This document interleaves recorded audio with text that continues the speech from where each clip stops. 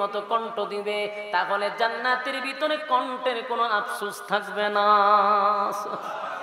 কথা বল না দি, আর আফসোস আছে? দুনিয়া কোনো আফসোসের জায়গা, কিন্তু জান্নাতের ভিতর আফসোসের জায়গা থাকবে না, সব পুরা হবে। সুবহানাল্লাহ। এবার আরো আফসোস আছে, আরো আফসোস হইল কেউ যদি বিয়া করে একটা, এর মনে মনে চিন্তা থাকে আরেকটা। বাস্তব না বাস্তব না? এরা জুড়ে হইতো না বিপদ আছে তো, যদি আবার শুনে তো গরু আজকে যায় বালা করে হইলে আসতেই বিয়ে একটা করছেন, মনে মনে আরেকটা মন চায়, এটা সবার মনে মনে আছে, কিন্তু চাইলেই কি দুনিয়ায় বিয়ার একটা কেউ করতে পারে? যদিও এটা জায়েজ, কিন্তু বাংলাদেশে টাটা পড়ছে। বাংলাদেশে প্রেম করা হইলো সহজ, কথা কই না দিই, ফিরিত করা, প্রেম ফিরিতি করা সহজ। গার্জেনে দেখলে হইতে এক বয়স করে এটা অসুবিধা নাই, কিন্তু এ যদি আরেকটা বিয়া করে হালাই তো লুচ্চারি লোক বালা না, ওমা বালা কাজ করছে কইটা লুচ্চা, আর প্রেম করছে হইতে এক বয়সে করে। এই জন্য হারামকে যারা হালালের পর্যায়ে নিছে আর হালালটাকে যারা হারামের পর্যায়ে দিছে, এদের ঈমান নিয়ে সন্দেহ আছে।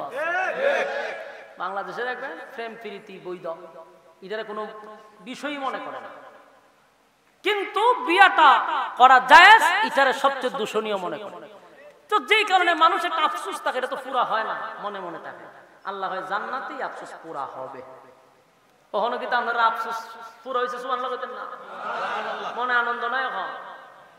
কমপক্ষে কমপক্ষে প্রায় 72টা বউ ভাইবেন, সর্বনিম্ন জান্নাতি 72টা বউ। সুবহানাল্লাহ হইতো ডরা কাটা বউ 72টা দিব সর্বনিম্ন। চিন্তা তুলে আছে যে একটাই রাখতে পারি না, সপ্তাহে যাওয়া লাগে শনি আকরা, আর এখন বিয়া করতে বলে 72টা। হ্যাঁ, জান্নাতের ভিতরে বডি থাকবো কমপক্ষে 60 লম্বা, কথা হয় না দি, ফসরাবো নাই, জান্নাতে পায়খানাও নাই। খুশি না বেজা? জান্নাতের ভিতরে একে একে সব নিয়ামত দেওয়া হবে বান্দারে, তোর কোনো আফসোস থাকবে না।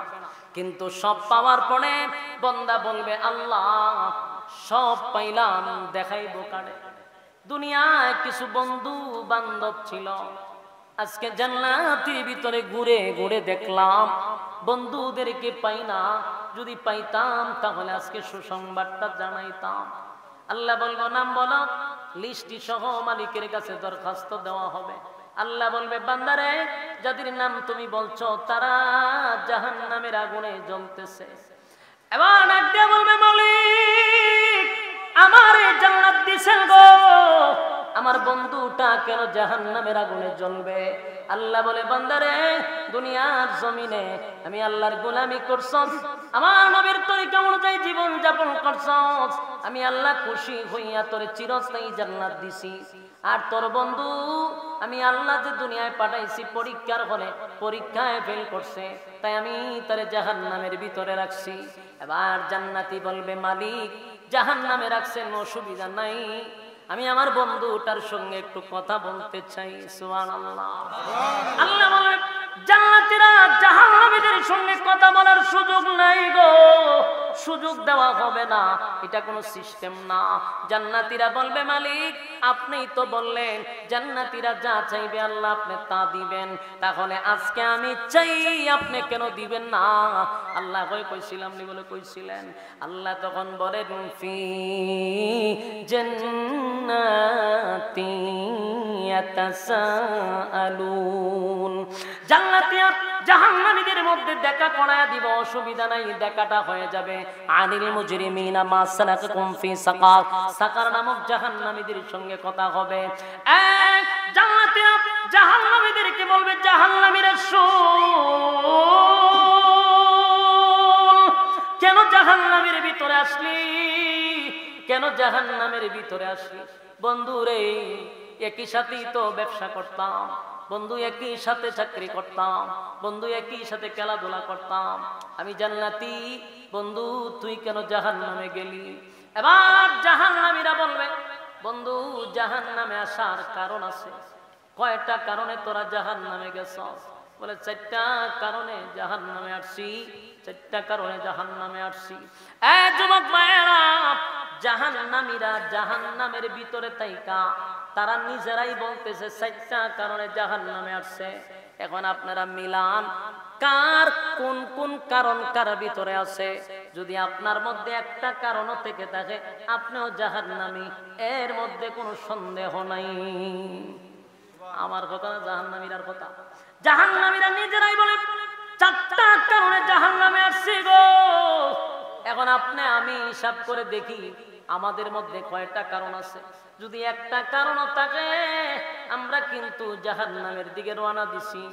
আজকের মাহফিল থেকে 4টা কারণ যদি আমাদের মধ্যে না থাকে, কালকের থেকে না এখন থেকে আমল করা দরকার। যুবক ভাইরা, জাহান্নামীরা বলবে 1 নাম্বার কারণটা হলো জাহান্নামে আসার ক্বালু লাম নাকু মিনাল মুসাল্লিন। জাহান্নামীরা বলবে জান্নাতীরা জাহান্নামে কেন আসছি জানো?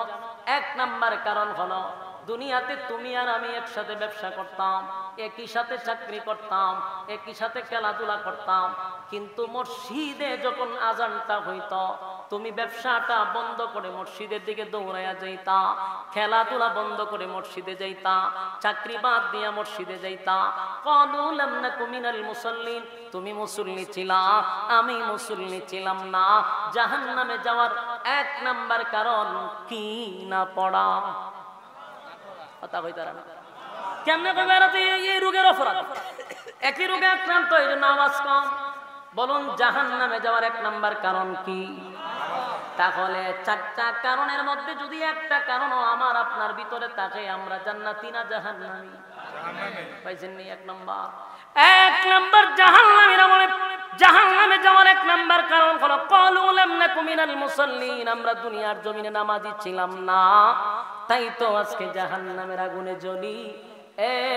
যুবক ভাইরা, মুরব্বী বাবারা, আশেপাশে যারা আওয়াজগুলি কানে যাইতেছে, আমার কথা মন গড়া নয়, কোরআনের আয়াত দিয়ে আপনাদেরকে বোঝানোর চেষ্টা করতেছি। একটা কথাও মন গড়া না। বলুন আমাদের মধ্যে যদি কেউ বেনামাজি থাকে, সপ্তাহে 1 দিন নামাজ পড়ে, এমন লোক আজকের থেকে প্রতিজ্ঞা করেন যে জাহান্নামীরা নিজেরাই বলবে আমরা জাহান্নামে আসছি নামাজ না পড়ার কারণে। তাহলে নামাজ কি আগামী কালকের থেকে পড়বো না আজকের থেকে? 1 নাম্বার হলো ক্বালু লাম নাকু মিনাল মুসাল্লিন, দুনিয়ার জমিনে আমরা নামাজি ছিলাম না, তাই তো জাহান্নামে আসছি। নামাজ দরকার আছে না? 2 নাম্বার হলো ওয়ালাম নাকু নুতঈমুল মিসকিন।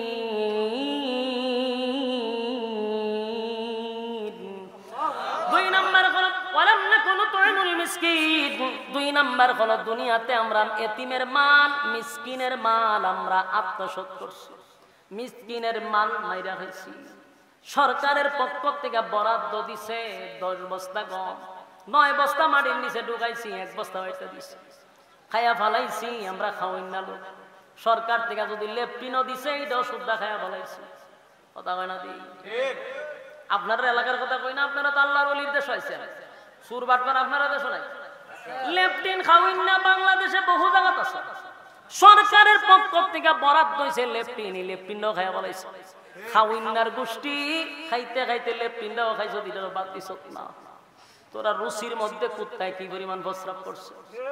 গরিবের লেপটিন নাই, হেউডো খায়ালা। আল্লাহ বলেন ওয়ালাম নাকু নুতঈমুল মিসকিন। 2 নাম্বার হলো মিসকিনের মাল যারা মাইরা খাইছে, জুলুম করছে এতিমের উপরে। এতিমের মাল মাইরা খাওয়াই না লোক আছে না?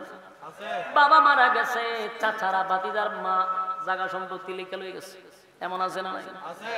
এমন আছে যাইনা রাখো। এটা 2 নাম্বার কারণ। ভালো কইরা শুনো, জাহান্নামে যাওয়ার এটা কয় নাম্বার কারণ? যদি একটা কারণ কারোর মধ্যে থাকে রে নির্ঘাত তুমি আমি জাহান্নামী, সন্দেহ নেই। আজকের ওয়াজের মাধ্যমে বাড়িতে গিয়ে আবার ওয়াজগুলা রিপিট করবেন আর বলবেন এতক্ষণ কি ওয়াজ শুনলাম। বালিশের সঙ্গে মাথা লাগায় চিন্তা করবেন কেনই বা ওয়াজে আসছিলাম, কি শিখলাম, আমার যে এতক্ষণ বসায় রাখলো, কি শিখা গেলাম, এটা যেন নিজের নিজে প্রশ্ন করতে পারেন। এক নাম্বার হলো নামাজ না পড়ার কারণে জাহান্নামী, দুই নাম্বার হলো মিসকিন, দুই নাম্বার হলো আমরা ইতিমের মাল মাইরা খাইলাম, জীবন ভর এতিমদের উপরে জুলুম করছি, সরকারি মাল পর্যন্ত বরাদ্দ দিছিল, আমরা সব মাইরা খাইছি। জাহান্নামে যাওয়ার এটা দুই নাম্বার কারণ। তিন নাম্বারটা হলো ওয়াকুন্না নাখুদু মা'আল খাইদিন। তিন নাম্বার হলো ওয়াকুন্না নাখুদু মা'আল খাইদিন। তিন নাম্বার হলো অনর্থক অকারণে নিষ্প্রয়োজনে যারা কথা বলে। এই রোগী আছে, আওয়াজে বোঝা যায় সর্বদিক দিয়ে আপনার আল্লাহর ওলি, যেটাই জায়গায় কোনো আওয়াজ নাই বোঝা যায় অপরাধ হুজুর আমরার মধ্যে নাই। এই অনর্থক অকারণে নিষ্প্রয়োজনে যারা কথা বলে, এটা জাহান্নামে যাওয়ার কয় নাম্বার কারণ? আমার কথা না কোরআনের কথা, বাপ দাদার ইচ্ছা না কোরআনের কথা। ওয়াকুন্না নাখুদু মা'আল খাইদিন, যারা অনর্থক কথা বলে, বেহুদা কোনো প্রয়োজন নাই, খালি বরবর বরবর করতেই থাকে, এরা জাহান্নামে যাবে, এটা তিন নাম্বার কারণ। হ্যাঁ কথা কইবেন না, অনর্থক কথা দোকানে বইয়া রইছে, বইয়া অনর্থক কথা হইতেছে, হ্যাঁ তেরা ফাউল কথা, আরেকবারের কথা হয়ে গেল বই বিয়া কর। আরে ভাই আরেকবার কি হইছে না হইছে তোমারই দায়িত্ব দিছে না, এটা তো অনর্থক কথা, জাহান্নামে যাওয়ার তিন নাম্বার কারণ। জানেই না, জানবে কত থেকে, কোনো বক্তা বলেও না, আইসা তো শুধু গান আর হুক্কুর হাক্কুর কইরা বেড়া বেডি নাচায়া জায়গা শেষ। এটার নাম ওয়াজ। সারা মাহফিল একটা কোরআনের আয়াত বম মারলে বাইরো না, একটা বিসমিল্লাহ শুদ্ধ করে পড়তে পারে না, কত নর্তকে না নাচাইয়া ঈমান নষ্ট করে মানুষের চলে যায়। ভণ্ডামির সীমা আছে, নিজের সঙ্গে নিজে মানুষের সঙ্গে মাথা লাগায় চিন্তা করেন যে ওয়াজ মাহফিল আইসা কয়টা কোরআনের আয়াত বলে, সারা মাহফিল খতম করে টান মেরে এরপর নাচানাচি শুরু হয়ে যাবে। এগুলা মানুষের সরলতার সুযোগ নিয়ে বন্ডগুলি বন্ডামি করে করে সমস্ত সুন্নিয়তটাকে ধ্বংস করে দিচ্ছে। আমরা নিজের দাবি করি আহলে সুন্নাত ওয়াল জামাত, এটারে আহলে সুন্নাত ওয়াল জামাত বাদ দিয়ে সুন্নি লাগাই দিচ্ছে। আহলে সুন্নাত ওয়াল জামাতের আকীদা আমাদের ভিতরে। অনর্থক যারা কোরআন দিয়ে কথা বলে, যারা রেফারেন্স দিয়ে কথা বলে, এদেরকে হয় আল্লাহর দুশমন, নবীর দুশমন। কেন বলে? কারণ এদের বন্ডামির ঘুমুর ফাঁস হয়ে যায়, বন্ডামির ঘুমুর ফাঁস হয়। আর আমাদের উপরে অপবাদ দেয় নবীর দুশমন। কেন তুই নবীর দুশমন বলো? কয় এরা নবী মানে না, আমি নবী মানে না, তুই মানস।